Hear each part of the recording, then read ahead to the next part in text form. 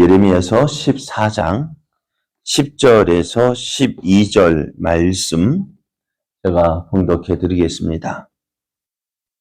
여호와께서 이 백성에 대하여 이와 같이 말씀하시되 그들이 어그러진 길을 사랑하여 그들의 발을 멈추지 아니하므로 여호와께서 그들을 받지 아니하시고 이제 그들의 죄를 기억하시고 그 죄를 벌하시리라 하시고 여호와께서 또 내게 이르시되 너는 이 백성을 위하여 복을 구하지 말라. 그들이 금식할지라도 내가 그 부르짖음을 듣지 아니하겠고 번제와 소제를 드릴지라도 내가 그것을 받지 아니할 뿐 아니라 칼과 기근과 전염병으로 내가 그들을 멸하리라. 아멘. 할렐루야. 우리와 함께 하셔서 하나님의 선하신 뜻을 이루어 가시는 하나님께서 우리에게 은혜의 날을 허락해 주셨습니다. 오늘도 우리와 함께 하시며 선하신 뜻을 이루어 가시는 하나님의 크신 사랑을 의지하여 하나님의 살아계심을 경험하는 복된 날, 은혜의 날 되기를 예수님의 이름으로 축복합니다. 오늘 우리에게 주신 하나님 말씀을 통해서 지금이라도 하나님께로 돌아간다면 늦지 않았습니다. 지금이라도 하나님께로 돌아간다면 늦지 않았습니다. 이런 제목으로 하나님 말씀을 증거하겠습니다.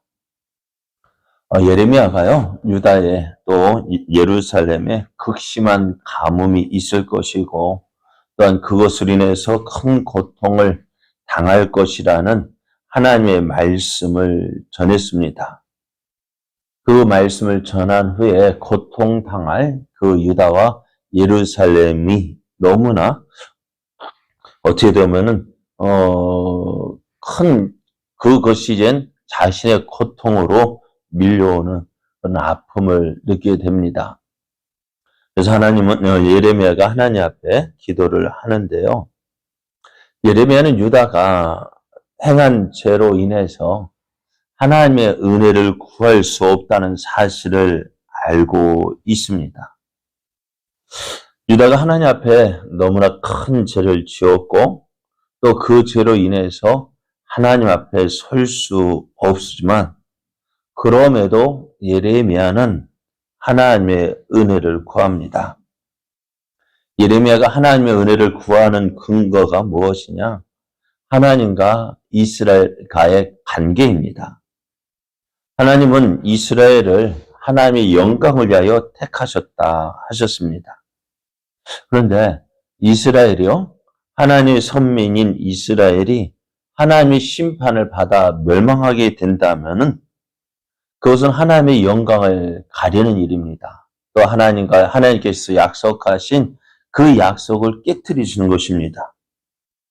그래서 예레미야는 하나님 앞에 기도합니다. 이 사실을 붙잡고 기도하는데요. 14장 9절 하반절을 보면은 여호와여 주는 그래도 우리 가운데 계시고 우리는 주의 이름으로 일컬음을 받는 자이오니 우리를 버리지 마옵소서라고 기도를 했어요. 하나님, 우리가 유다가 죄악 중에 있을지라도 하나님은 우리 가운데 계시고 또 우리는 주의 이름으로 일컬음을 받는 자들이니 이것을 근거로 해서 우리를 버리지 말라고 예레미야가 기도를 합니다. 그래서 예레미야는요, 유다가 그들이 지은 죄로 인해서 하나님의 은혜를 구할 수 없다 하지만 그럼에도 하나님과의 관계를 붙잡고 하나님께 간구합니다. 그렇게 예레미야가 하나님 앞에 기도할 때에 하나님께서 예레미야의 기도에 응답해 주실 것으로 기대를 하는데요. 그런데 하나님은 이러한 예레미야의 기도를 들어주시지 않았습니다. 예레미야가 기도하는 대로 그대로 응답해 주시지 않으셨어요. 하나님께서 예레미야의 기도대로 유다를 향한 그 심판을 철회하는 것이 아니라 유다가 재앙을 받을 수밖에 없는 이유를 말씀하셔요. 10절 말씀을 보면은요, 여호와께서 이 백성에 대하여 이와 같이 말씀하시되 그들이 어그러진 길을 사랑하여 그들의 발을 멈추지 아니하므로 여호와께서 그들을 받지 아니하고 이제 그들의 죄를 기억하시고 그 죄를 벌하시리라 하셨다 했습니다. 유다가 오랫동안 하나님 말씀을 들었음에도 불구하고 그들의 삶이 하나님의 말씀에서 벗어나 있었고 지금도 여전히 회개하지 않고 죄의 길을 걷고 있다는 것입니다. 이스라엘이 유다가 하나님의 심판을 받아야 되는 이유가 무엇이냐? 그들이 하나님이 약속한 말씀대로 살지 않았던가요? 하나님께서 이스라엘과 언약을 맺으신 것은 다른 것이 아닙니다. 저들이 하나님 말씀을 듣고 그 말씀에 순종하면 하나님께서 유다 이스라엘의 하나님이 되어주시고 또 이스라엘은 하나님의 백성이 된다는 그 언약입니다. 하나님 말씀을 듣고 순종하면 하나님이 나의 하나님이 되어주시고 또 나는 하나님의 백성이 된다는 거예요. 그러니까 하나님의 말씀을 듣고 그 말씀에 순종하는 것이 하나님의 백성의 근거가 되어지고 하는 이유가 되어지는데 오늘 이스라엘과 유다가요. 이런 하나님 말씀을 듣지 않았습니다. 순종하지 않았습니다. 결국 이 죄로 인해서 저들이 하나님의 심판을 받게 되어져 있는 거예요. 그러면서 하나님은 예레미야에게 계속해서 말씀하셔요. 11절 말씀에 보면은 여호와께서 또 내게 이르시되 너는 이 백성을 위하여서 복을 구하지 말라라고 하셔요. 하나님은 유다 백성을 위한 그 예레미야의 기도를 중보 기도를 금하십니다. 야, 너 이제는 유다를 위해서 기도하지 마라 하셔요. 하나님 이전에도요 예레미야에게 유다 백성을 위한 그 기도를 하지 말라고 하셨습니다. 그럼에도 예레미야는요 그 하나님의 말씀이 있음에도 불구하고 지금까지 그 심판받을 그 유다를 위해서 기도를 하고 있었던 거예요. 또 나아가서 하나님은 이제 유다가 금식을 할지라도 그들의 부르짖음을 듣지 않을 것이고 또 저들의 번제와 소제를 드릴지라도 그것을 받지 않겠다고 하십니다. 하나님은 유다 백성들의 형식적인 또 종교적인 행위를 기뻐하지 않으신다라고 하셔요. 그래서 이런 모습이 이사야 선지자 때에도 말씀하셨잖아요. 내가 너희에 드리는 그 번제, 소제 모든 것 내가 가증히 여긴다. 역겹다.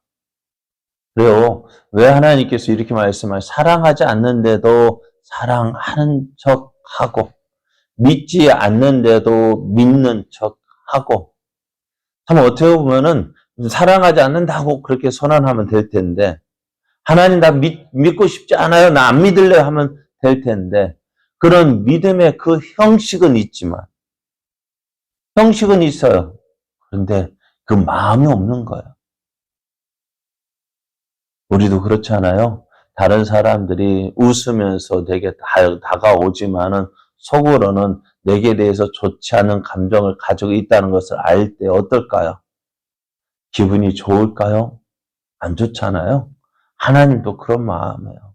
사랑하지 않으면서 하나님을 기뻐하지 않으면서 그냥 종교적 행위로 형식적으로 드려지는 그 예배 하나님께서 받지 않으시겠다고 하시는 거예요. 그러면서 이제 칼과 기근과 전염병을 통해서 저들을 멸하겠다 하시는데요. 자, 여기서요, 칼과 기근과 전염병은요, 이전부터 계속해서 예고되어져 온 것입니다.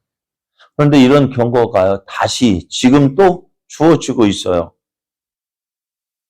그럼 이렇게 하나님의 경고가 다시 주어지고 있다는 것은요, 여기는 하나님의 크신 사랑이 있는 거예요. 지금이라도 늦지 않았다는 거예요. 지금이라도 너희가 전심으로 회개하고 하나님을 찾고 하나님의 은혜를 구하면 어떻다고요? 하나님께서 약속하지 이 재앙을 돌이켜서 그 재앙을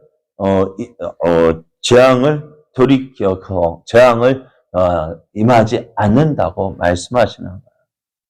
여러분, 요나 선지자가요, 니느웨에 가서 하나님의 심판을 선언했습니다. 그 요나 선지자가 그 사흘 되는 니느웨 성을 하루만 돌았는데도 불구하고 니느웨 왕으로부터 온 백성은 물론이거니와 짐승까지도요 금식하며 하나님의 은혜를 구했습니다. 저들의 죄를 회개하고 하나님의 은혜를 구할 때에 하나님 어떻게 하셨어요? 니느웨에 내릴 그 재앙을 심판을 하지 않겠다고 하십니다. 그럼 오늘 하나님께서 원하시는 것은 무엇일까요? 우리가 자녀들을 키우면서 해초를 들었다 할지라도 그 자녀가 잘못했어요 하는 그 말을 할 때 잘못했다고 하는데도 때리는 부모가 있을까요? 어떨까요? 여러분, 해초리를 드는 이유가 무엇입니까? 물론 징계하기 위해서지만은 그러나 해초리를 드는 이유 가장 큰 이유는 잘못을 깨달으라는 거예요.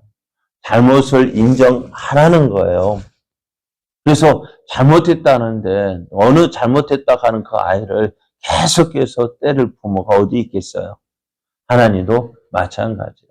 지금 이스라엘이 유다가 하나님의 심판을 앞두고 있어요. 왜요? 저들의 죄로 인해서요. 저들이 하나님 앞에 행한 그 죄로 인해서 심판을 말씀하셨고 그 심판이 눈앞에 있지만은 지금이라도요. 어떻게 해요? 하나님 잘못했습니다. 하나님, 내가 하나님을 버리고 하나님 말씀에 불순종하고 내 하고 싶은 대로 행했습니다. 이것이 하나님 앞에 죄라는 사실을 인정하고 하나님, 내가 잘못했습니다. 나를 용서해 주십시오 라고 고백할 때에 하나님 어떻게 하신다고요? 그 죄를 용서해 주신다는 것입니다. 그럼 우리가 이 사실을 잘 믿지 못해 어떻게 그럴 수 있을까? 그런데요, 예수님께서 십자가에 못 박히실 때에 좌우 우편에 강도가 함께 매달렸잖아요. 함께 못 박혔잖아요. 그때 한편 강도가 예수님께 이렇게 말씀해요. 주여, 당신의 나라 임할 때에 나를 기억해 주옵소서. 이 강도가 지금까지 살아오면서 선한 일을 했을까요? 안 했을까요? 안 했어요. 안 한 거죠. 못한 게 아니라 안 한 거. 이제 무엇이에요? 그 지은 죄로 로마 법정의 재판에 받아서 사형이 언도가 되어지고 지금 죽게 되었습니다. 이 사람이 살아오면서 선한 일을 한 번도 하지 않았는데요. 그 마지막 죽을 고비, 죽을 때를 앞두고요. 그가 예수님 앞에 고백합니다. 주여, 당신의 나라 임할 때, 당신 낙원에 임할 때 나를 기억해 달 때 주님 뭐라 말씀하세요? 오늘 내가 나와 함께 낙원에 있으리라고 말씀하시잖아요. 그래요. 하나님 원하시는 것 바로 이거예요. 끝까지 하나님은 우리를 포기하지 않으셔요.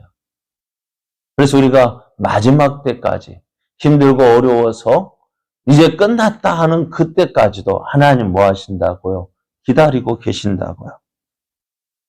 그래서 하나님은 이렇게 하나님의 심판이 정해진 상황에서도 하나님의 백성을 향한 자비의 손길을 거두지 않고 계십니다. 우린 이러한 사랑을 믿어야 돼요. 하나님께서 우리에게 원하시는 것이 뭘까요? 이사야 1장 18절 말씀을 보면은 여호와께서 말씀하시되 오라 우리가 서로 변론하자. 너희의 죄가 주홍 같을지라도 눈과 같이 희어질 것이요 진홍같이 붉을지라도 양털같이 희게 되리라 말씀하셨어요. 하나님께서 원하시는 건 심판을 원하시는 것이 아니라 용서를 지금 원하고 계시는 거예요. 우리에게 회개할 것을 원하고 계시는 거예요. 그런 지금 우리가 해야 될 일이 무엇일까요? 다 끝났다? 아니요. 그거는 하나님 앞에서 우리는 다 심판적 마지막이 되기까지는 끝난 게 아닙니다. 하나님은 마지막까지도 우리를 참고 기다리고 계십니다. 우리가 이 사랑 의지해서 하나님 앞에 나아갈 수 있는 담대함을 얻었으면 좋겠습니다. 그래서 하나님, 지금이라도 하나님 앞에서는 지금도 늦지 않았어요. 하나님, 내 잘못 용서하시고 이제 하나님 없이 살아왔던 내 모습 하나님 용서하시고 이제는 내가 하나님만 붙잡고 하나님만 의지하고 내가 믿음으로 살아서 하나님의 백성임을 하나님의 자녀임을 드러내는 삶 살아가면 됩니다. 지금이라도 하나님 앞에 선 지금이라도 늦지 않았습니다. 지금이라도 하나님께로 돌아간다면 늦지 않았습니다. 이제 이 사랑, 이 은혜 의지하고 이제 나를 사랑하시는 하나님 그 사랑 붙잡고 이제 주께로 더 가까이 나아가서 하나님께서 주시는 놀라운 사랑, 놀라운 은혜를 누리는 저와 여러분 되어지기를 예수님의 이름으로 축복합니다.